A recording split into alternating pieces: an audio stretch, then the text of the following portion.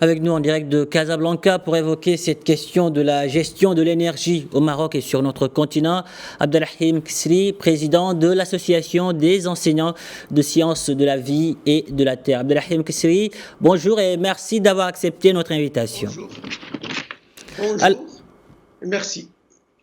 Alors, le stock de réserve de carburant nécessaire pour assurer, disons, la continuité de l'exploitation des moyens de production d'électricité est de seulement quelques semaines. Il est inférieur à 2 mois. Comment en est-on arrivé là et que faudrait-il aujourd'hui pour garantir notre approvisionnement? Oui, en réalité, l'État avait fixé un seuil critique de stockage stratégique des produits et la Cour des comptes avait déjà fait un audit sur le degré et le niveau de sécurité énergétique stratégique moyen et à long terme. Et ce rapport qui n'a pas été très médiatisé, mais qui est très très important, c'était en 2016 ou 2017 à l'époque, et il a sonné l'alarme sur l'ensemble des produits stratégiques qu'il faut un seuil critique pour avoir une résilience, parce que la résilience était assez faible. Et donc, pour ne pas avoir de choc énergétique et pour ne pas avoir de choc pour les produits stratégiques, il fallait vraiment se tenir à ce rapport-là et recommandations du rapport de la Cour des comptes. Il y a aussi le Conseil économique, social et environnemental qui avait, dans la partie résilience des villes durables, dans le rapport sur la transition des villes durables, qui a parlé de manière forte sur cette résilience qu'il faut absolument anticiper par rapport à tout ce qui est économique, ce qui est énergétique, à cause de la volatilité et le changement des prix à l'échelle internationale. Et donc, je crois que les deux gouvernements précédents, ils n'ont pas vraiment respecté et développé ces consignes de la Cour des comptes et développé les capacités de stockage.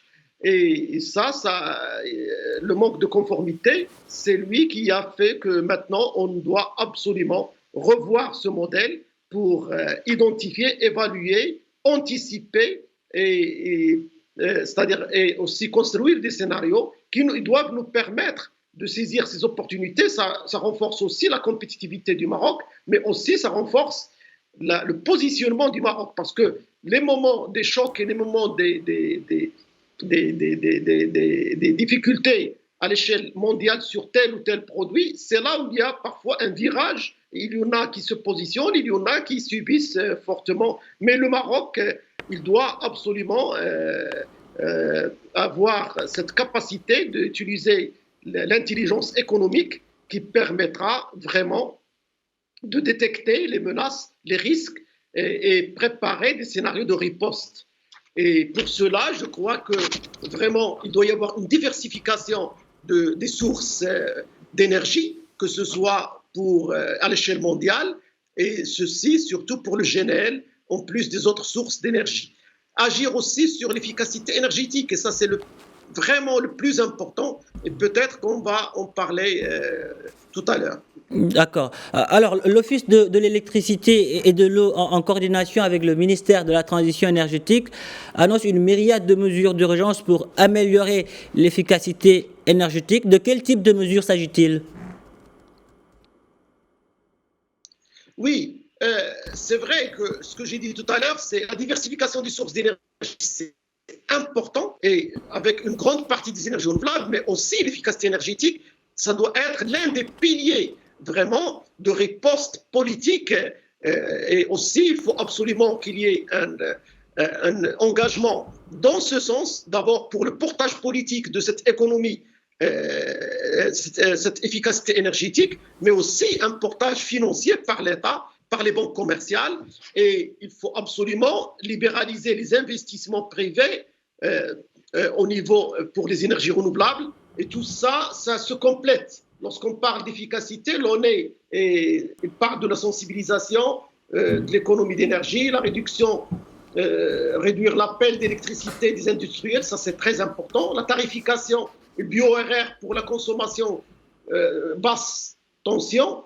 Et ça, l'accélération aussi de l'étiquetage avec l'ensemble des dispositions par rapport aux équipements dans le domaine énergétique. Toutes ces dispositions, ils font partie d'une panoplie qui a été toujours discutée, mais maintenant, il faut absolument la mettre en place et rapidement, et surtout, comme j'ai dit tout à l'heure, il faut un portage politique, il faut accompagner ça avec des actions financières, mais ça, c'est très, très important. Et tout ceci ne peut se faire que s'il y a les trois: la libéralisation de l'investissement privé et l'accès moyen basse tension de manière urgente, surtout pour les énergies renouvelables, instaurer la vérité des prix par rapport au coût réel et l'accélération du chantier de séparation des activités de production, de transport, de distribution. Il y a eu beaucoup de rapports, il y a le rapport du CESE aussi, il y a sur la nécessité, et je crois que le chantier est ouvert par le ministère de la Transition énergétique, maintenant au Parlement, d'accélérer ce changement du modèle économique et financier de nos institutions, l'ONE, pour séparer la production du transport et donc ouvrir la compétitivité positive. Abdelrahim Kassri, vous travaillez sur l'élaboration également de 2 projets panafricains relatifs aux ODD, les objectifs de développement durable, et sur la déconcentration de la gestion de l'énergie. Pouvez-vous nous en parler?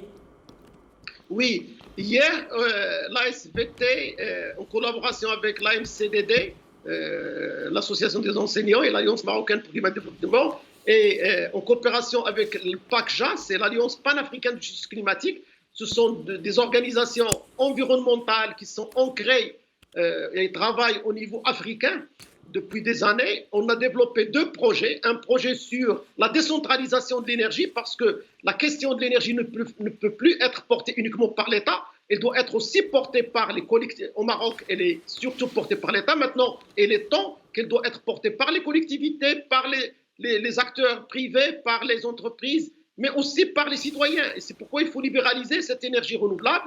Et la loi 1309, il faut accélérer. C'est pourquoi il fallait changer le modèle économique, mais aussi ouvrir le réseau pour les basses tensions, le réseau électrique. Et ça, c'est un changement qui a été recommandé, mais maintenant, il faut absolument l'accélérer. Et dans ce projet-là, on a 5 pays africains qui travaillent en même temps, parce que toute l'Afrique a ses difficultés. C'est vrai, avec des différences entre les pays. Le Maroc, il a un certain capital. Et c'est pourquoi la délégation africaine qui était avec nous, de PACJA, elle était avec les associations marocaines, mais aussi avec les acteurs, l'IRISEN et le 4C, et sous la présidence du ministère de Transition énergétique, à son siège avec notre secrétaire général de l'environnement et de l'énergie, qui, dans cet événement, on a mis l'accent sur un projet pour 3 ans, pour d'abord sensibiliser, mais surtout pour ouvrir le dialogue, pour accompagner les politiques publiques et les soutenir, pour qu'il y ait cette transition et pour que la responsabilité soit portée par les régions, par les communes, par les acteurs privés. Merci. Et il y a l'autre projet, ce projet, il est appuyé par le ministère de l'Énergie. Très rapidement. Mais il y a un autre projet sur les ODD, dans 10 pays, qui est soutenu par les Suédois et qui est très important. Et il y a aussi l'ODD 7 dans ce projet qui est sur l'énergie. Abdelrahim Kassri, merci d'avoir répondu à nos questions. Je rappelle que vous êtes le président de l'Association des enseignants de sciences de la vie et de la terre. Merci.